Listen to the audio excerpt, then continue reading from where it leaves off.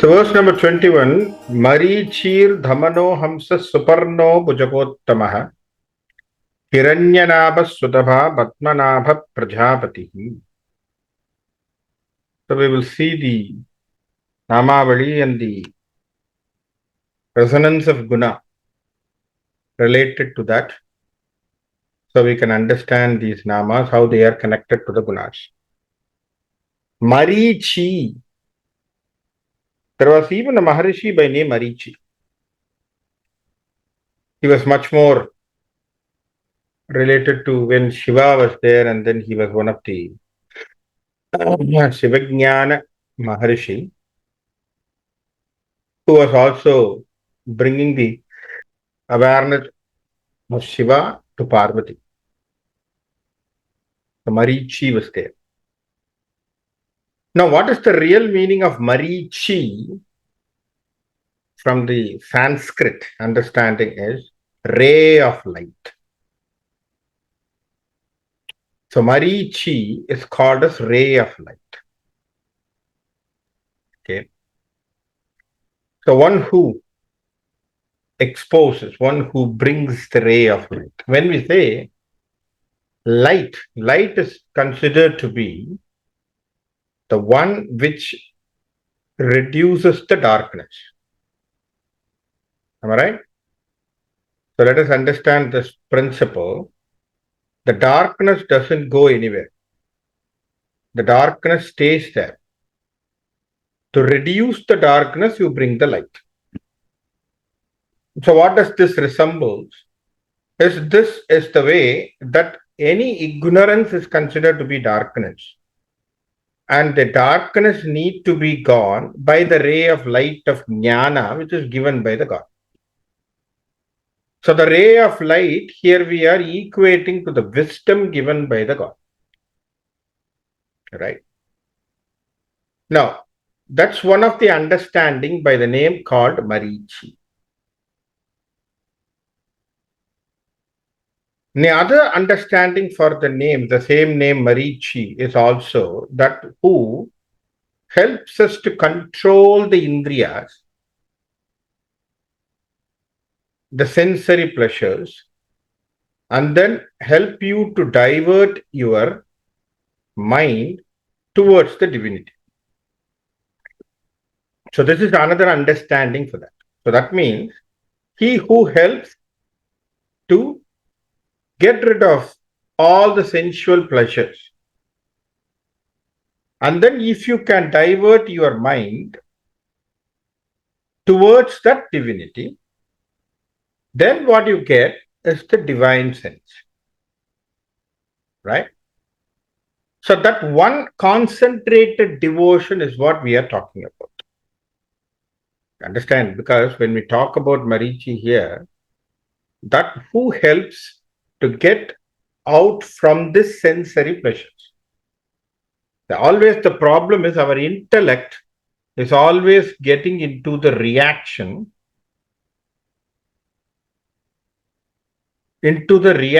mode. Right? See, always what happens, whenever there is some trigger comes, then our intellect always try to react something.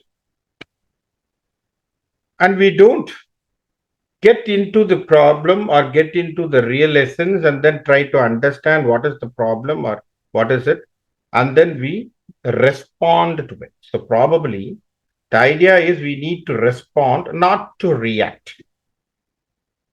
Correct? Our brain always reacts.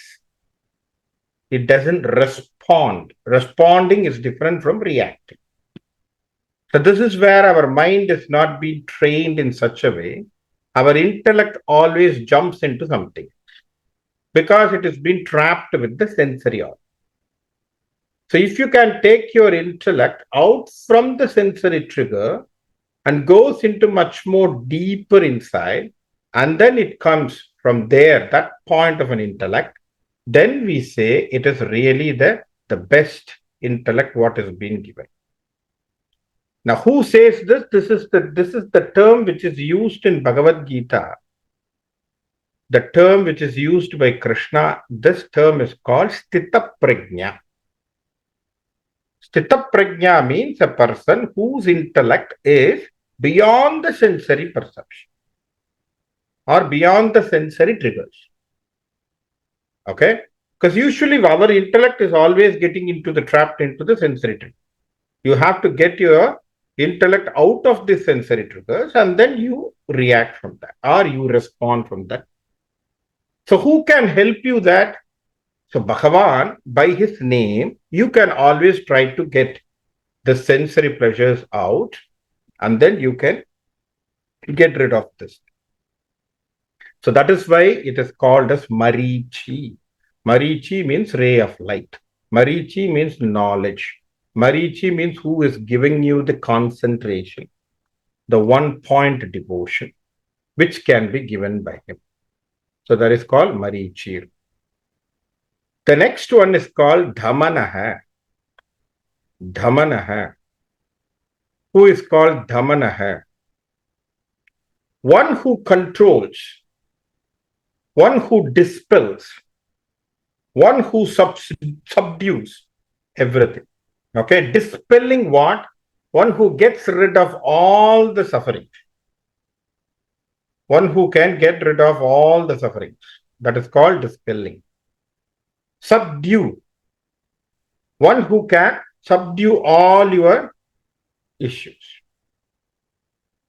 Who can get you out of all these calamities. Right? So then we call him as a Dhamanaha.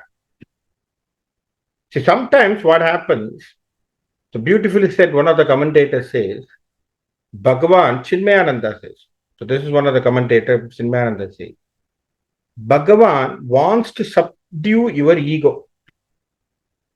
Right? So one of the biggest problem what we have is this ego which is sitting there and which always has a big issue, which always creates some problem. Now, Bhagavan will help for you to control the ego. Sometimes he will put a situation that you have to be humbled. Right? Sometimes he gives a situation that you have been humbled. Why? Because there will be some pain, there could be some failures, there could be some shame which happens. So this comes to you. So what happens? You have to cross this.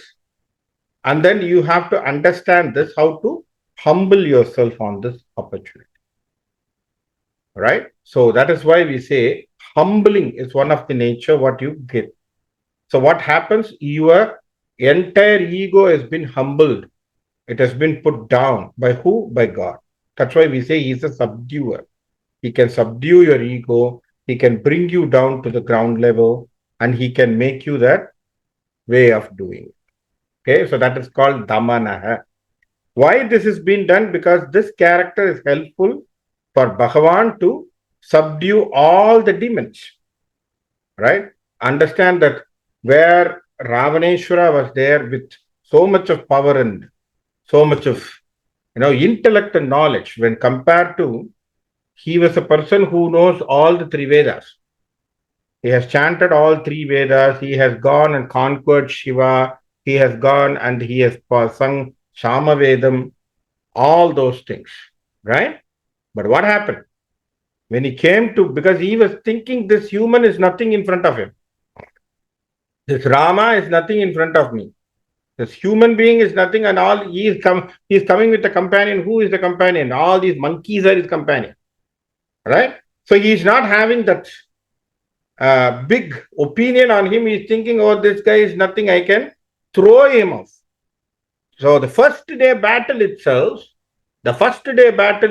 he entered into the battlefield where he was defeated. He was called as Nirayadamani. That means he didn't have any weapons, not to even attack or anything. So he was face to face in front of Rama without any weapons. Rama was standing with his bow and arrow and he's standing there. And he saw the Ravaneshwara and he told, what he told? You can go today and come tomorrow. Indru poi nalema. So now, very simply, what did he do? So this demon, the demonic quality of Ravana, which is the ego, which was on the top, was totally subdued. totally subdued. He was gone to humble. So that the day when he walking into the kingdom, to the palace, he felt very low by himself because how come I am in front of this human whom I'm thinking I can defeat? But he has given me what? The pardon. He has pardonized me to live for the next day. So this is something what we need to understand. Bhagavan gives those type of qualities to us to understand that we have to sometimes calm ourselves, go down, humble ourselves. That is called Damanaha. So next one is called Hamsaha. Hamsa is referring to a bird. We call them Annapakshi. So what is the peculiarity of this bird? If you give milk and water, right? If you combine the milk and the water, it can drink only the milk and leave the water. It has such a peculiar feature and a peculiar quality. So that's what is considered to be a beautiful bird, Anna. And lot of references have been given in literature for Annam. Okay. Hamsaha. So Hamsam is given as lot of references there. Okay. Now, why we are referring this here to Bhagavan's guna is about the purity, what is important. Okay. Purity, which is important. He is always looking at the purity. So what he is trying to give, he is trying to teach the purity as one of the important. See, in the world where we are living, so it is always adulterated. Correct? You will get everything.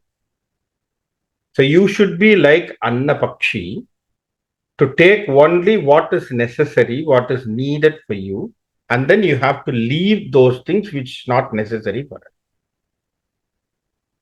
And you should also understand what is the right one, what is the wrong.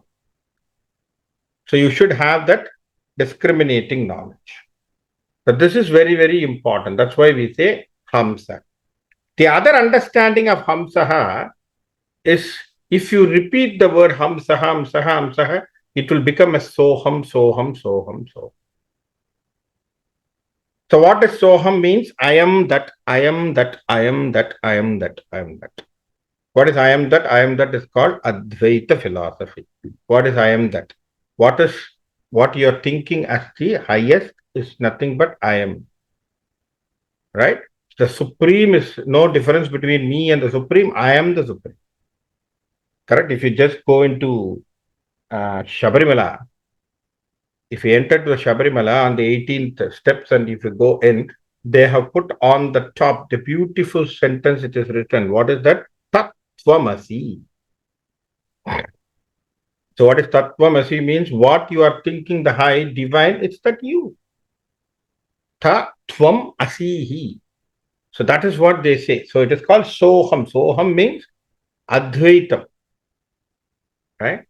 So one of the follower who is from Visishtadvaita. See there are three philosophies which were there. I hope most of you might know that. One is Advaita, another one is Dvaitam, and third one is called Visishtadvaita. Right? So Advaitam, before Adi Shankara was there, then Adi Shankara was the person who propagated most the philosophy, who made it much more popular. Advaita was before him, but he was the person who propagated more. And he propagated many theories and many literatures he wrote, and then he brought the Viveka Chudamani and all those things. So that is from Advaita forefathers. Now, when you talk about Dvaitam was more with the Madhvacharyas. Right? Madhvacharyas. So what is their understanding? It is not one, it is two. Dvaitaha means two. That means what? Supreme is different, you are different. Individual is different, divine is different. That is called Dvaitam. Advaitam, no difference between you and the Supreme. Correct? So that's the name what we say as Soham.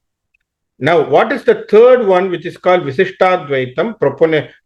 Who is the founder of Visishtadvaitam? Sri Ramanujacharya. So Ramanujacharya came with Visishtadvaitam. What does he say? He didn't say that you are the whole. He said you are a part of the whole. You are a qualified person. You are a part of a whole. So that is what Visishtadvaitam means. So there is a difference in the same. So one of the person was asking a question with a great saint or a great commentator whose name is Krishna Premi Anna. So recently he also, Krishna Premi Anna, there was a question to him about when he talked about this Advaita philosophy, because he comes from Visishta Advaita. So he was asking this question, how is Soham easy for us? Soham means I am that, I am thinking that, I am that, I am that, I am that. How is it possible? So he said, Soham, you have to practice Dasoham. What is Dasoham? So if you remember in Vaishnava's way of doing tradition, rather than servicing to the God, they will service to the people, the devotees and the bhaktas who are praying to the God. Right? See, rather than servicing to the God, they will always look at the bhaktas or those who are servicing the God, they will serve to them. Okay?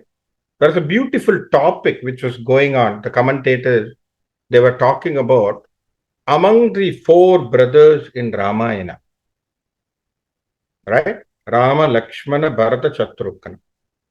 Among the four, according to you, who do you consider the great with more significance? Correct? It is a little bit of a tough question, like considering who is the great. Of course, divine is great and all. So you have Rama, Lakshmana, Bharata, Shatrugna. Of the four, who has got more great significance or who is considered to be more greater? Greater in the sense, who has got more, positive things and all, not in the characters, by achieving many things like karmas and all. So the commentator was giving beautiful explanation about all the characters, and then he told the answer was it is Shatrugna who is more.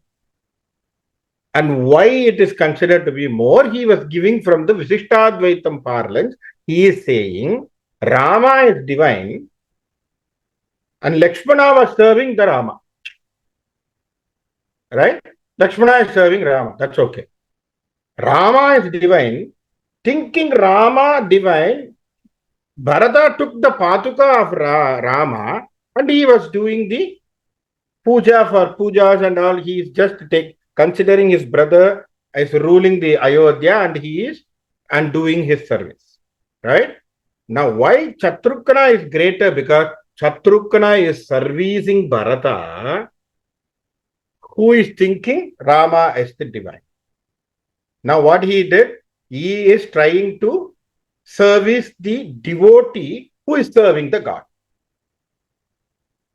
It's called Dasoham. See, what I'm saying is it's called Dasoham. So, Shatrugna is more significant here because he is serving the devotee who is serving the Lord. So, this is how they interpret it. But it makes so interesting to listen these type of understanding and interpretation where we understand that servicing the devotees, servicing the bhakta itself is considered to be that equal to serving the God. Correct? Serving to the bhaktas is equal to servicing the God. So this is what even our Nayanmars were doing. Our Alvadi Nayanmars are also doing because they were serving the Sivanadiya. They were serving the servants or servicing the devotees of Shiva. Right? So they are all doing it. So what happens? That is equal to serving to the God himself.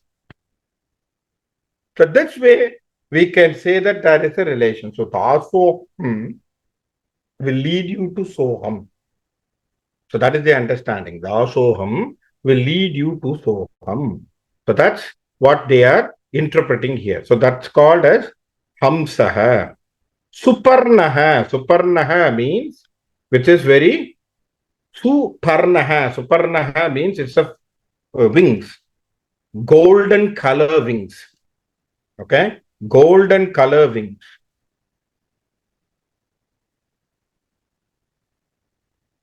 So where do we get this golden color wings? Which is a reference to Garuda. Because one of the Vahana of Narayana is Garuda. Garuda has got a very good powerful wings, right? So that's what they are equating here. So that means it is easy for the Narayana Murti to be lifted wherever he wants. He can fly because of the Garuda. So that is one other thing what they are talking about, which is called as Suparnaha. Okay. Suparnaha. Bhujagottamaha. Bhujagottamaha. Bhujaha. The understanding in the Sanskrit word Bhujaha means snake, reptile. Snake. It's a reptile, right? Bhujaga Uttamaha. Bhujaha Uttamaha. Among the snake is the king of the snake. What does it remind of? It is reminding about Adishesha to us. Bhujaga Uttamaha. Here we are talking about Adishesha. Okay. So why Adishesha is referred? Because we know Vishnumurti is lying on the Adishesha. Right? Is lying on the Adishesha. So we can understand that he has a very good connection with the Adishesha. So he is the master, one who controls the Adishesha. Okay. So that is one of the important quality. How does this quality is? Because you have to think Adishesha is not a serpent here. We have to think about the divine power or a spiritual power which has been coiled inside you, basically. We can equate it to the Kundalini Shakti. So we can equate it to the Kundalini, which is there inside you, which is basically the serpent power, which can be raised by the grace of the God. So that is what we talk about, this Bhujagottamaha. Hiranyanabaha. Hiranyanabaha. Hiranyaha means Hiranya means gold. Nabaha means the navel portion. Okay. So his navel is golden navel. So what is the reference here about the Brahma? The lotus where he is trying to hold the Brahma. So that's why Padmanabha, Hiranyanabha all refers to the Brahma. Because he is holding the Brahma on the lotus, right? So that is basically where we talk about. So the reference is all about how he holds the Brahma. Sudhapaha. Tapaha. Tapa means meditation or one who has a very good, great meditative power. Tapas, we call it as a knowledge. Okay. One who has a very good knowledge, supreme knowledge, creative knowledge and everything. Right. So it's very important one. That who has a tapas shakti. So Sutapaha, very great tapas, very great creative knowledge, what he has. It's called Sutapaha.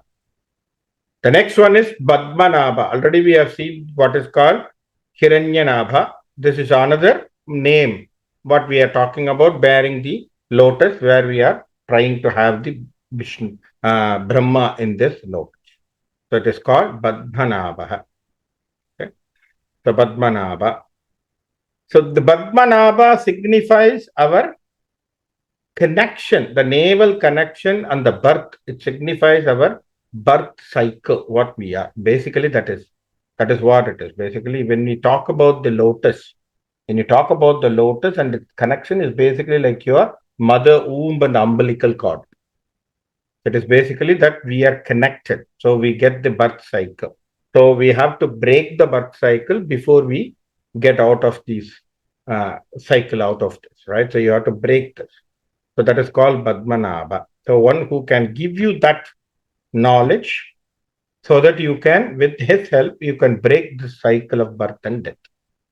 The Padmanabha. Prachapatihi. Prajapatihi. Prajapatihi means one who is the leader. Praja means people. Pati means leader. The leader for the people.